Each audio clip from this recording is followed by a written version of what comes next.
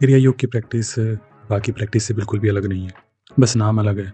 इस प्रैक्टिस में भी बाकी प्रैक्टिस की तरह ही मेडिटेशन का जो तरीका है, एक पैटर्न थोड़ा सेपरेट है। जो लोग डीपली जानते हैं वो जानते हैं कि बाकी प्रैक्टिस की तरह भी क्रिया प्रैक्टिस ही है। लेकिन वक्त बीतने के साथ जैसे भगवान श्री कृष्ण ने कहा कि वो चीज़ डिफेक्टिव हो जाती है, सिखाई तो गई है, सेम सभी प्रैक्टिस की तरह क्रिया योग में भी हुआ है। क्रिया योग में आज के टाइम में बहुत लोग प्रैक्टिस करते हैं और सालों साल की प्रैक्टिस के बाद भी उन्हें वो एक्सपीरियंस नहीं होते जो क्रिया योग के बारे में बताया जाता है। जैसे हम देखते हैं कि आज के मॉडर्न एज में जो योग करते हैं और जो पहले योग होता था उसमें और इसमें ऐसे प्रैक्टिस में जो सीक्वेंस होते हैं उसमें कोई चेंज नहीं है। और अगर जो चेंज है, मेन कोर चेंज है, वो जो डीपली जानते हैं वो जानते हैं कि ये और वो योग तो डिफरेंस तो है, सीक्वेंस सेम है बट योग में डिफरेंस है। और ये सारा असर होता है वक्त बीतने का। क्रिया योग की आप कितने सालों से प्रैक्टिस कर रहे हैं? क्या आपका वैसे क्या आप उतना अचीव कर पाए जितना क्रिया योग में बोला गया है या आपके गुरु ने आपको बताया है? अगर आप सालों साल प्रैक्टिस करने के बाद भी आपने उस एक्सपीरियंस को फील नहीं किया है तो इसका मतलब ये है कि कहीं ना कहीं आप छोटी मोटी मिस्टेक कर रहे हैं। क्रिया योग में कुछ मिस्टेक हैं, अब बहुत सारे सिखाने वाले लोग हैं, ये प्रैक्टिकल होने की वजह से, टाइम बीतने की वजह से धीरे धीरे इसमें थोड़े बहुत ऐसे चेंज आए जिसकी वजह से लोगों को जो प्रैक्टिस कर रहे हैं सालों से, शायद उन्हें सालों और लगेंगे परफेक्शन होने में। अगर इसको सही सीक्वेंस में और सही तरीके से किया जाए तो इसका शायद 10% ही टाइम लगेगा, जो आपको 10 साल लगेंगे, हो सकता है वो आपको 2 साल 1.5 साल में ही उस चीज़ में परफेक्शन आ जाए।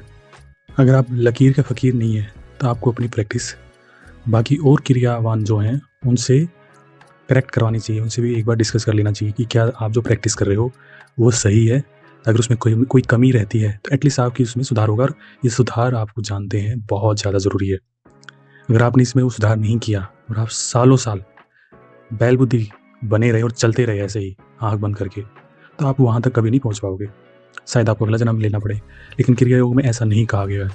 क्रिया योग में बोला जाता है कि जो सेल्फ रियलाइजेशन होगा वो इसी जन्म में होगा। कितने गुरुओं ने ये बात कही है और जो क्रियावान है वो जानते हैं इस बात को।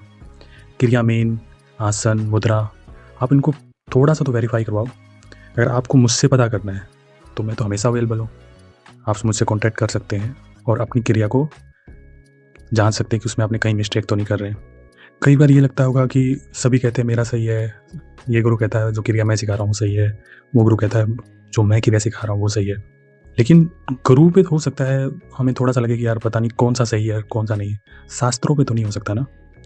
शास्त्रों के बारे में आप ये नहीं कह सकते कि ये गलत है वो गलत है। पुराणों के बारे में बहुत सारी चीज़ें होती हैं, लेकिन हमारे जो उपनिषद हैं, जो योग के शास्त्र हैं, उनमें एक जगह दूसरी बात और दूसरी जगह दूसरी तीसरी बात नहीं लिखी है, वो सेम है सारी। हो सकता है बस अगर लिखा होगा तो एक्स्ट्रा लिखा होगा, बट इतना इतना क्या डिफरेंस तो मुझे नहीं लगता, मैंने कभी देखा नहीं कि कोई डिफरेंस होता भी है।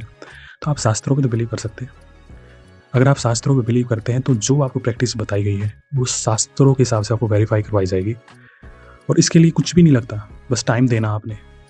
और वो टाइम जो आपके आने वाले टाइम को बचाएगा, जो वेस्ट होएगा, एक थोड़ा सा टाइम देकर आप अपने बहुत सारे टाइम को बचा सकते हो। तो वेलकम, आपका इंतज़ार रहेगा।